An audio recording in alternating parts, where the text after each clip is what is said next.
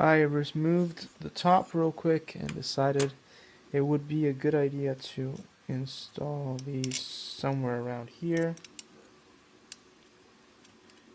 I will show you in a second once I'm done. Just to create more support. Now, in the bottom, the motors use their like metal bits there to create the support required, but on top here it doesn't seem to have that, so I guess that's why they give you some extras. So there's at least 4 points.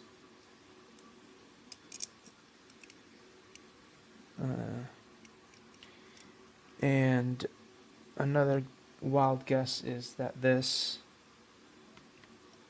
will go in here somehow. Now it would be nice to know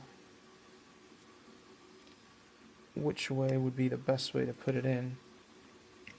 I don't know why they installed this here instead of on the side, because if it is like that, then there's a good chance you won't be able to easily turn it on or off. I don't know, maybe it has to go this way. There's a lot of guesswork, you know, when you don't really know for sure. And I'm not liking how that might slide around, so maybe it has to go this way. Because at least this way, hopefully, oh no, it's not done so that it doesn't slide. It still slides around.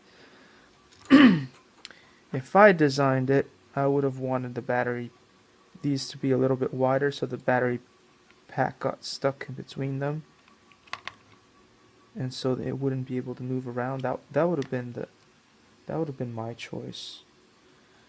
I'm not liking that, but I'm sure there must be some other way to keep them in place. And again, once you put this on, good luck on turning that thing on and off. I don't know what they were thinking when they came up with that.